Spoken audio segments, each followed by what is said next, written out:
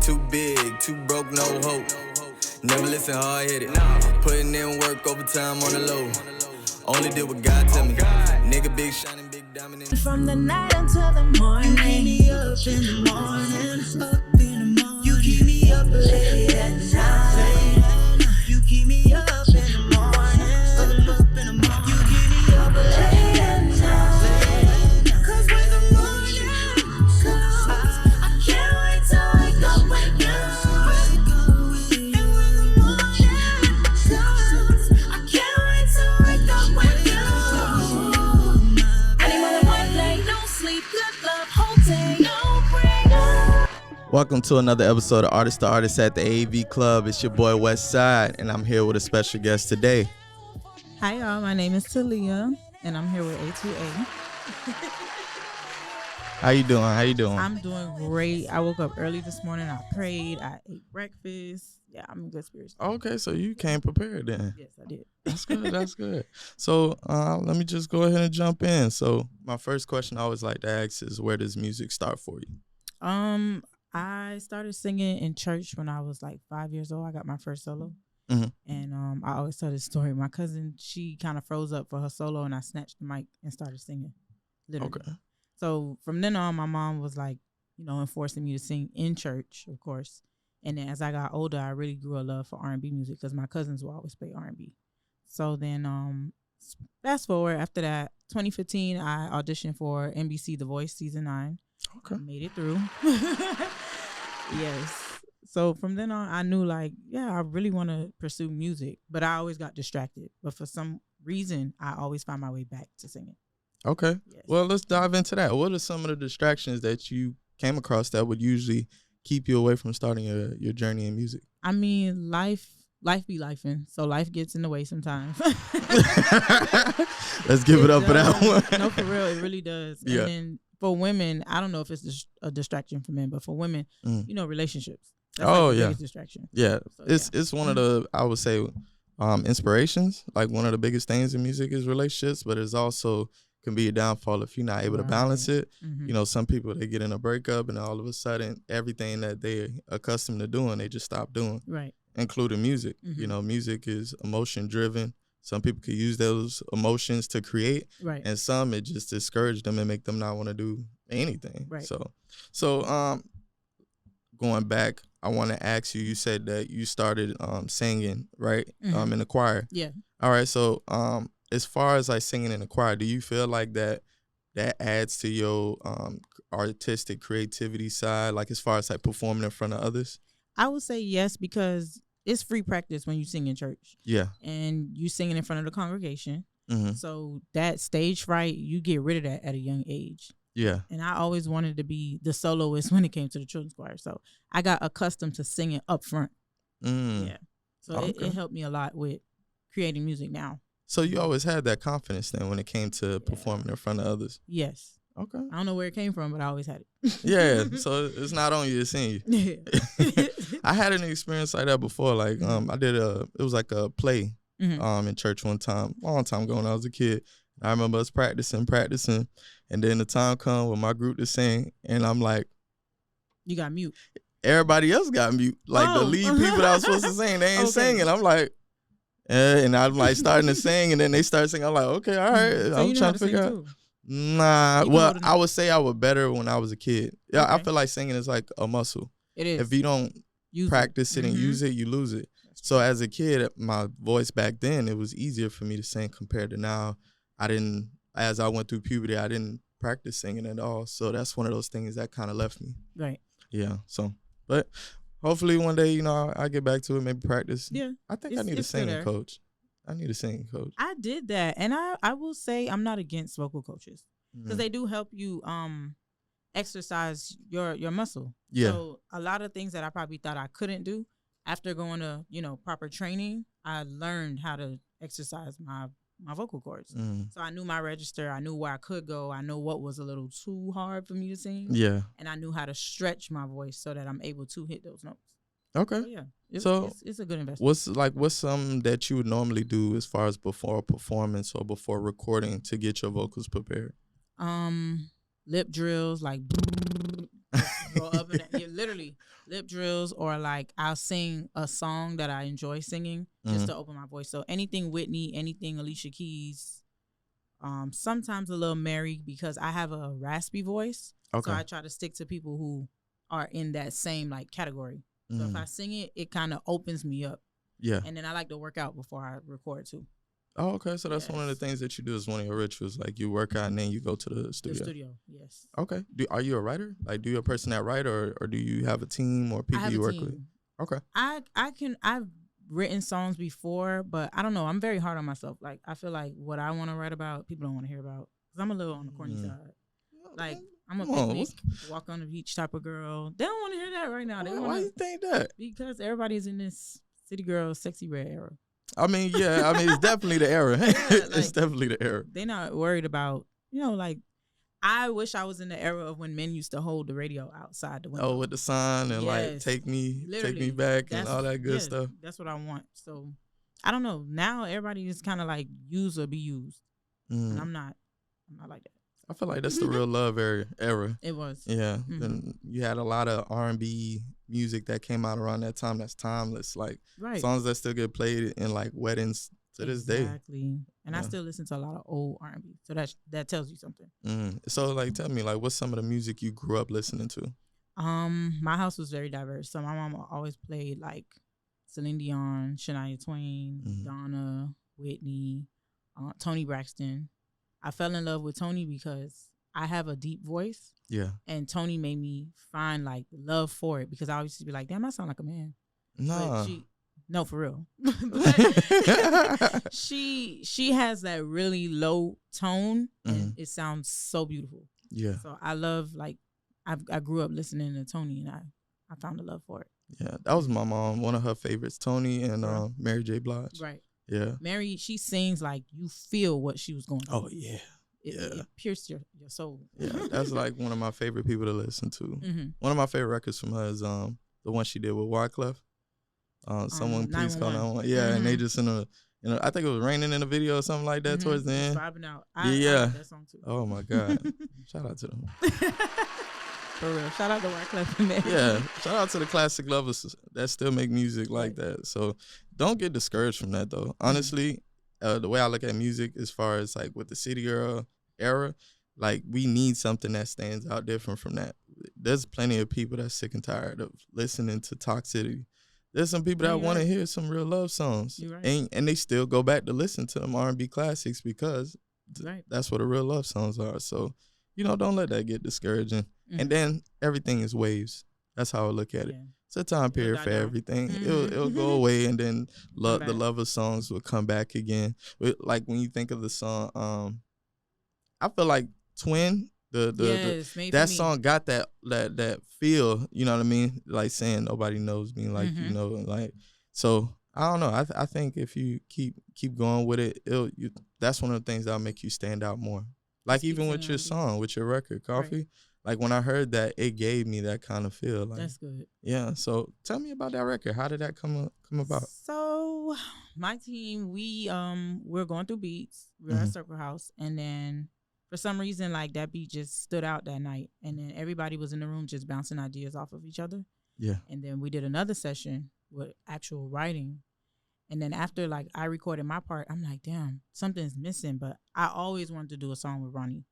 So I felt like Ronnie is the Usher / Chris Brown of, this time. Yeah. And his voice it's like glass. I was like, he would be perfect for this record. Yeah. And then when he got on it, he came in, he did what he had to do, and it was like the icing on the cake.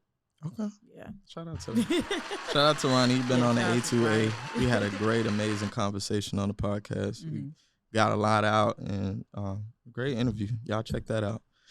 Also, so like as far as like with collaborating with him, what was that process to get the collaboration? Was it something that was he in the room when you guys started the production process? No. Or did you have to reach out to him? Like, how did that go? I reached out to him. Like, I knew Ronnie, in passing through music. But I reached out to him and I was like, I got this song and I think you would be perfect for it. And he was like, okay, let me hear it. So I sent him what I did. Yeah. And then I sent him a reference because I had my friend sing on it. Yeah. So he was like, damn, this sounds good. Like, I think I could, do something on it. So when he came, he's such a perfectionist. And so professional. Yeah. Literally came and was probably in the booth for like a strong 30 minutes of just hearing himself and like coming out with ideas like on the spot. And I'm like, damn, this sounds good. Because the way that we referenced it, he did his own twist to it. Yeah. So it was like Ronnie made it his own song. So I don't know, like, yeah, the process with him, it was perfect. Our voices just blend so well together. And I will say, like, him and I was saying, like, we don't have a R&B female and male singer like on a song anymore. They don't do that anymore. Yeah, some of the biggest records started off like that. Like I was saying, like the Wyclef and Mary J. Blige, right? Tony and Babyface. Yeah, like we had a lot of hits that came from male and female duos, but we don't have that no more. So yeah. Man, I miss that era. Right. Now you got me thinking. That was like, good music. Yeah, that was good music. The toxicity, it has its place. It's cool. Time for it. And I feel like it has its place just as much as the love era has its place in music. Right. So let me ask you: is there a particular artist that you would say like you learned the most from? I know you said Toni Braxton, but is there another artist that you also like listen to and that you got some of your Beyonce? I learned right. Got to. I learned so much from Beyonce, and when I went to the Renaissance concert here, it was like an eye opener for me because I always said I don't know if I want to be that big because conspiracy stuff. Yeah. But at the same time, it's like Beyonce is a real machine. Like she's hands on with everything. It's not just, my team will handle it. She's there front and center, sometimes there before everybody else.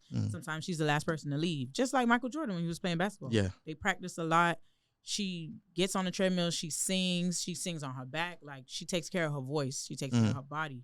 So it's more to just getting in the studio and recording. It's a lot of groundwork after that. Yeah. That's why I really like Beyonce. Okay. Well, shout out to Beyonce again. Definitely a legend in the game. I remember growing up watching all of the award shows and they say, and the award goes to, and it was always Beyonce. Literally. I'm like, all right. She was taking everything. Yeah, like pretty much if you seen her name on the ballot, you're like, so that's going to Beyonce. That's hers. It's true. So let me ask you, because I remember there was a moment in time, I believe it was Trick Daddy that came out, and he was saying, like, she could sing, but she can't sing, and what he was trying to say was the difference. So, like, as far as that, what is your standpoint of view on, do you feel like there's a difference between singing and sang, Yeah, like I would say Beyonce to me, she could sing because I've heard her like, amongst other songs, whatever. Yeah. But the first person that comes to mind when I think of that is Fantasia. Fantasia will get on the stage barefoot and sing like she's in church, cry, everything. Literally, that's what you call singing. Like, damn, I felt that. Yeah. But I don't know. I like Trick, but Trick ain't know what he was talking about. He didn't know what he was talking about. I think I do agree with him as far as like the saying that her strengths in entertainment, like the way how she puts her whole thing together is bar none. You can't really put anybody near her just from the dancing, literally, and the singing. And to do it, I don't know if anybody ever tried to dance and sing at the same time. It's hard. It's hard as hell. It's really hard. So for her to be doing all these moves and going upstairs and coming downstairs while still singing and then changing clothes, and that's a lot. That's a whole lot. So do you think I'd be wrong if I say that she's like the female Michael Jackson? No. Okay. I wouldn't say you're wrong because honestly speaking, I don't want to put off anybody that maybe I'm not familiar with, but I want to say I don't think anybody else is close to that outside of Beyonce because of everything that she does. Right. You know what I mean? Everybody else is more like stationary singing. To do it at her level and dance, there's only like two people, Chris Brown and Beyonce. Right. When it comes to that Michael Jackson era. Like I'm talking about I've watched concerts on YouTube and people were passing out. He probably wouldn't come on the stage for another 20, 30 minutes and they're just screaming, and that's Beyonce. Screaming their lungs out. And crying like, oh my God.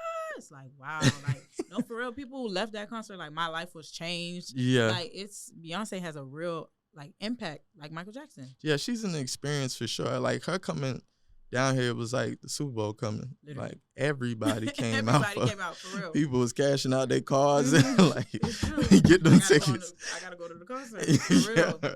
So it was a great experience. So shout out to her for coming out. I remember when her and then when she came out before with Jay-Z, I remember they did a show out here. So that was Both of those is like major was when it, she right. came out here. Does she have openers? Let me ask that, because I was wondering that. I haven't been to a Beyonce concert, but to my knowledge, she does the whole set by herself. Literally. The only thing that she did was she had like these background singers and they had their little like, you know, for her to go change her clothes. But for the most part, like how other concerts are, nope, Yeah. it's only Beyonce. Ooh. Yep. That's tough. Yeah. To How- do a 4-hour concert. It was 4 hours? I think so. It's like 4 hours, 9 to 3 hours, I'll say. Because we left like 12. Yeah, but I mean, still 3 hours of just singing and dancing. Literally. Oh my God! And then she went on tour to do Right. this. And what's crazy is she put out the album, Mhm. wrote it out for a year, then went on tour after Yeah. that year. So you coming to see her perform the song you've been listening to, Yeah, and then after that sold us the concert on a movie. So now you watching yourself at the concert from the song that you was hearing a year before. Like I don't know nobody else that can do that. nah, that's major. Honestly, nah. Mhm. I mean, even in her stardom, the only person I would put maybe close to that category is Mary J. Just because Mary J been doing it for so long. Right. And her records, like they're phenomenal. Right. But as far as like on the level that Beyonce does it, Yeah. I can't think of nobody else that She's come in her close. own lane. Yeah, she's in her own lane, honestly. Like, shout out to Beyonce.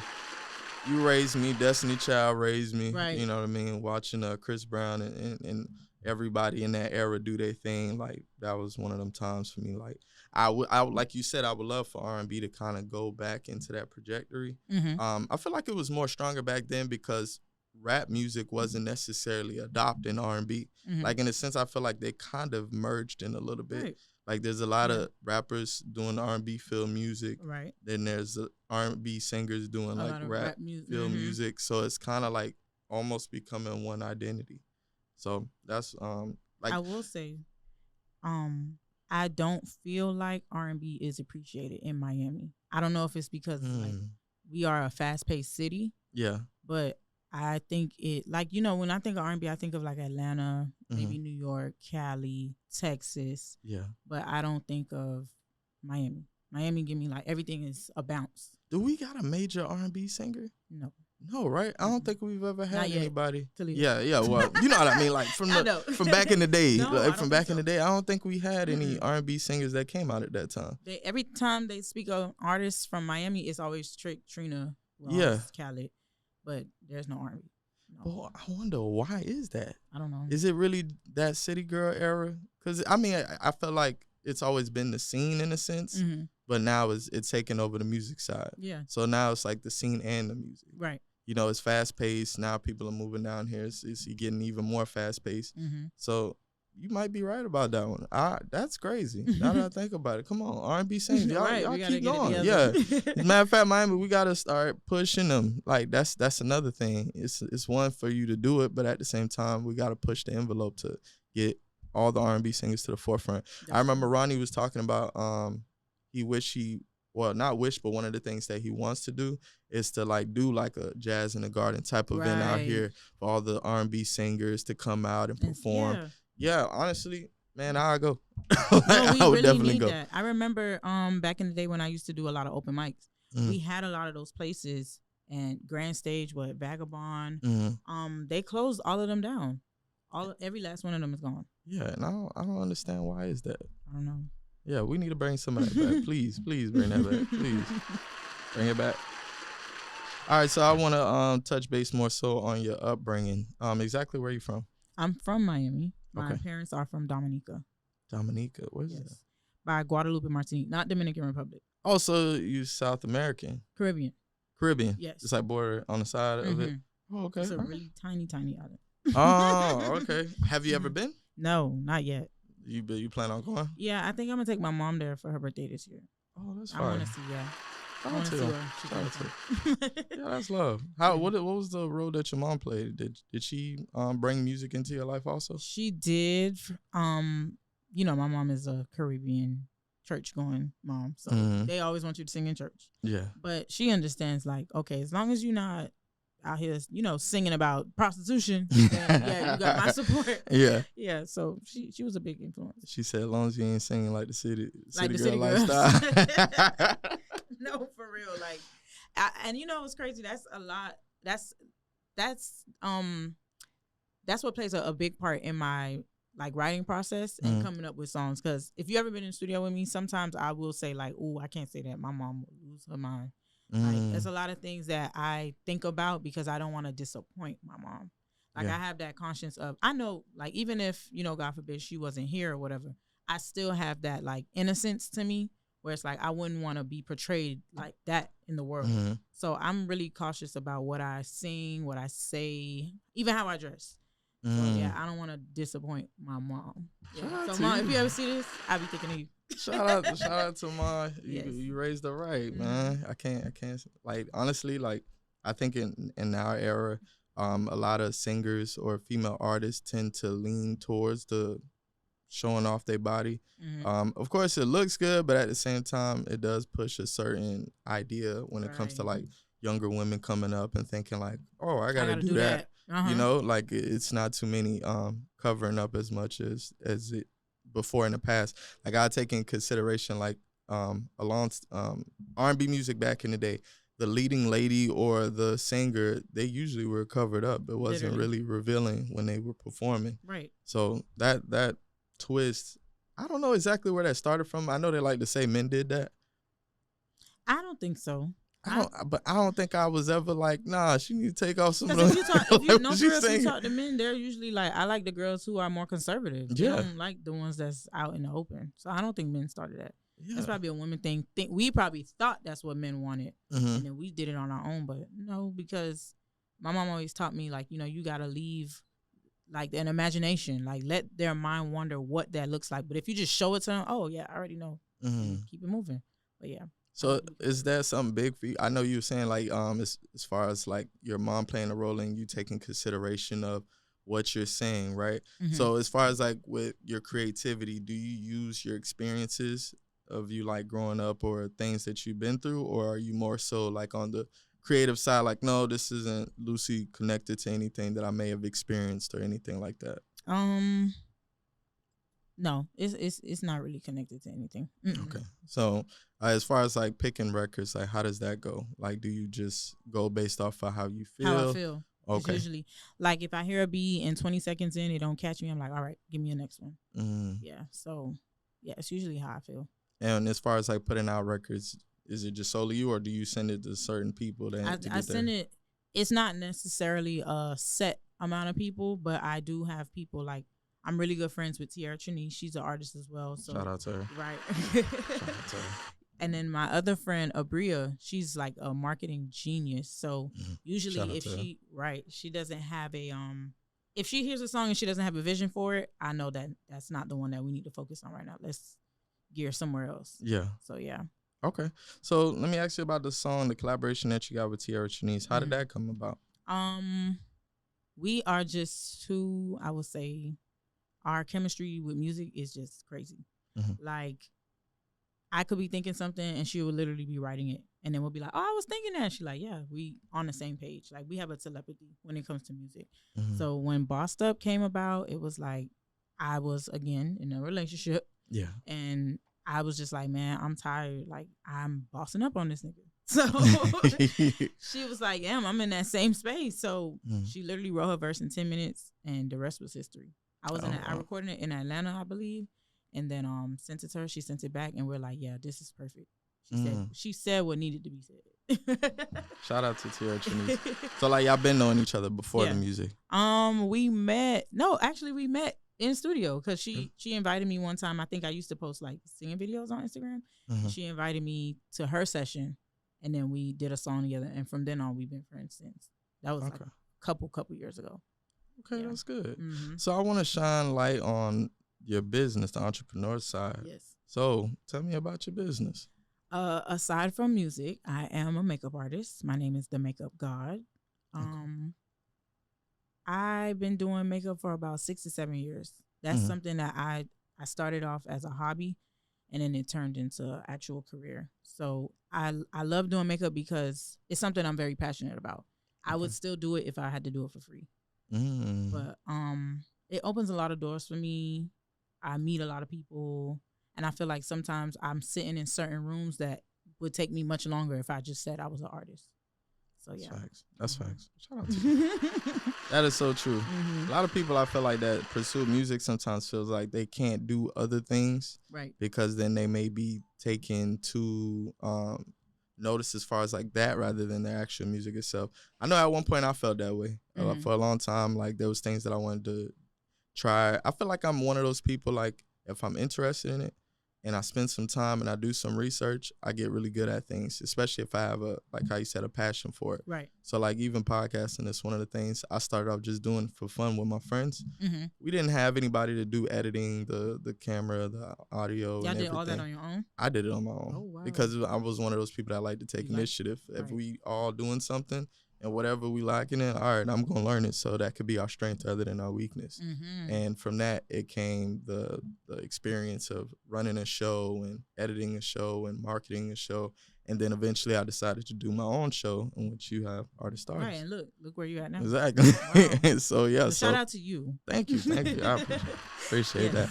So that's one of them things. Definitely, I tell people, like, don't sell yourself short. You never know what these other endeavors can get you in the room, as far as like the music. Like you said, you doing makeup, you probably getting a bunch of artists, right. a bunch of models or A&Rs or people that are plugged into the industry. And then you play your music, and then it's like, oh, you do music too.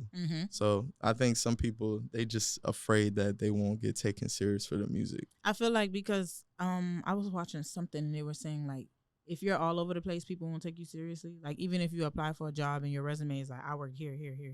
Yeah. What were you really stable in? But then also I feel like God blesses certain people with multiple talents. So I know how to do hair. I know how to do makeup. I went to school for nails. Okay. I know how to do styling when it comes to fashion. Yeah. Like I sing. It's like I do a lot of things, and then there's a lot of stuff I still want to learn. I want to learn how to bake cakes, like these new cakes they make now. I want to learn carpentry, pottery. Like I want to learn a lot of stuff, but people will be like, "Yeah, you all over the place. You just always doing something." Yeah. But I feel like, you only got one life to live. Like I don't think it's nothing wrong with wanting to do multiple things, because you don't know which one will take off. Exactly. So don't limit yourself. No, that's facts. Yeah. I had a friend, and I would say that's one of the things that I learned in most recent years, is to really trust your gut and what you feel on something. Right. Because a lot of times we'll have ideas and dreams and aspirations, and we open it up to other people and thinking that they'll embrace it, but then there's constructive criticism. Not all criticism is good though. That's Some true. can be from a negative standpoint and you won't know it. And sometimes it could be from a friend. Right. You know what I mean? People like to project their fears on you. Exactly. They Or gonna do it. if they can't do it, they don't think you can do it. You can do it. Right. So like even when it came to doing podcasting and doing videos, because I think before podcasting, I wanted to get a camera and just start doing videos, because I had a background of production back when I was in school. I just never used it after school. It was just like, okay, this is cool. It's a class. Took it. All right. I don't think I'm going to use it. And then later on in life, it ended up coming in handy. And when I talked about it with a friend of mine, I remember him telling me, like, nah, I don't think you should do it. I think you should just stick to music. Like, you're a really dope artist. You should just do that. And I'm just like, yeah, but but I can't do both.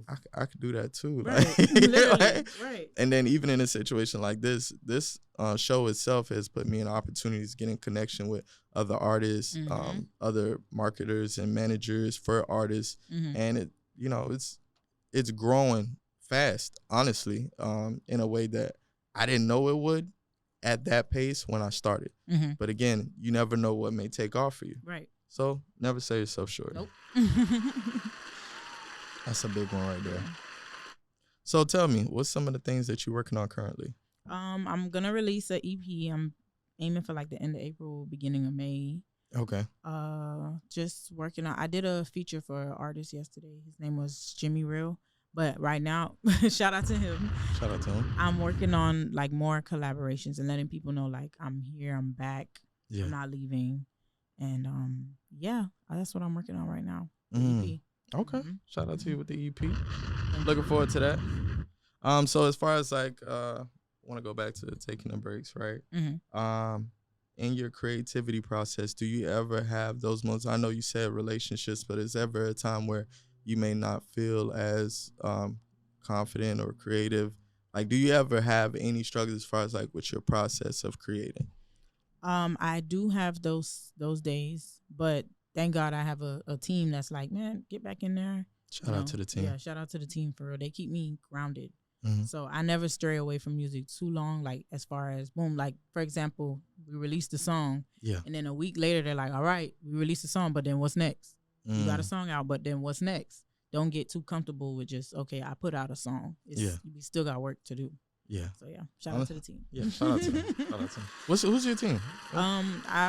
G Talk, Thomas, Dallas, 5, Sierra, Will, Zach. It's a team, like actual team. So how do you end up picking your team? Because like, you know, are these people that you've been knowing and you feel comfortable enough to have them support you on the music side, or? Yeah, these are people that have been around. Other than I just met Dallas like end of last year. Okay. But these are people that have been around when I first started. And then they seen like, you know, the distraction. Then I come back, then the distraction. So they understand like, okay, you got to prove it to us now that you serious. Because if you serious, we're not going to go as hard as, you know, as if you, we're not going to go harder than you, basically. So if I don't want to wake up and choose this, they're not going to choose it for me.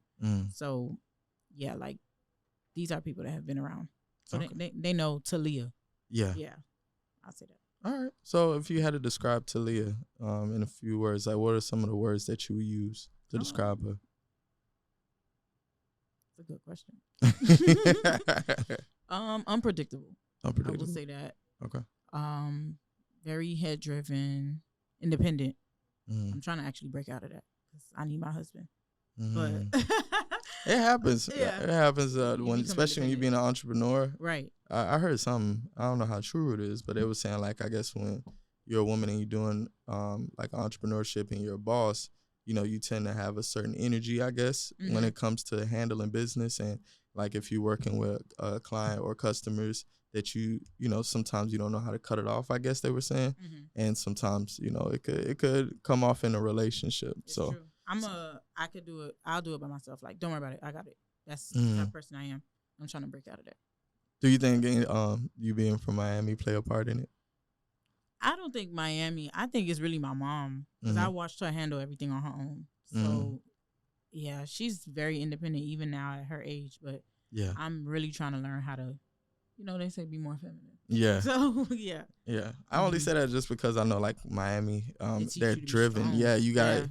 There is no weakness. Like, there's no room for a chink in your armor out there. It's like being raised out there. I've noticed that because I got plenty of friends. Shout out to Reem, my boy Reem. He from Miami. Shout out to my boy Bino. He from Miami. So these are people that I grew up seeing. I have family members from Miami too. Like my mom was raised in Miami. She moved to West Palm and then she had me up there. But going to Miami was like growing up was like, I guess, like that vacation. It was, you know, you come down here, see family, and then you go back up. So did you always want to be an artist? That's the question that I want to ask. Because I know you have your business going 7 years strong, right? Okay. So in some cases, when some people start a business or they're having success in their business, the aspiration to do music may not be as strong anymore. So, like, as far as like being an artist, was that something you always wanted to do? Always. I will say, like I was saying, I always found my way back to music. So I knew something was missing. Like, granted, I love makeup. I love doing makeup. I love, you know, owning that business because that's mine. Yeah. But at the same time, is like the love I have for music, I haven't met anything that matches that. So I always knew I wanted to be an artist. From the time I took that microphone, I knew I wanted to be an artist. That's where it started from, right there. Literally. Okay. Well, where can they find you at? I'm on Instagram, Twitter. I don't have Facebook no more. They hacked me. But YouTube, Hey Talia. Hey Talia. I had to get that name because they took my original name. Talia. Okay. And then what else do I have? Yeah, I'm on every social platform. TikTok. Hey Talia. Okay. Is there anything else that we could look forward to outside of the music also? I know with the business, is there any other business that you're also pushing? No, not right now. I will say shout out to my friend Melda Taylor. He's on the shirt. Shout out. Shout out to Nate. He's here, but y'all can't see him. Shout out, Nate. And one of my friends said to shout out Talia on the Rocks. Okay, so, shout out Talia on the Rocks. So I want to thank you so much for coming on the show. This was a great episode. Y'all follow A2A.podcast on all platforms from Instagram, TikTok, YouTube. Follow the AV Club Studios if you looking and interested in doing a podcast or being on podcast. This is the home and the place for it. We've had multiple different people that came by. Rick Ross, I believe Trina been here.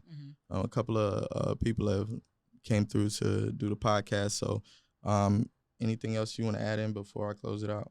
I just give an opportunity if there's anything you want to give. I will say, if y'all take anything from today's episode, do not limit yourself. Your no's could turn into yeses. So just keep going. Facts.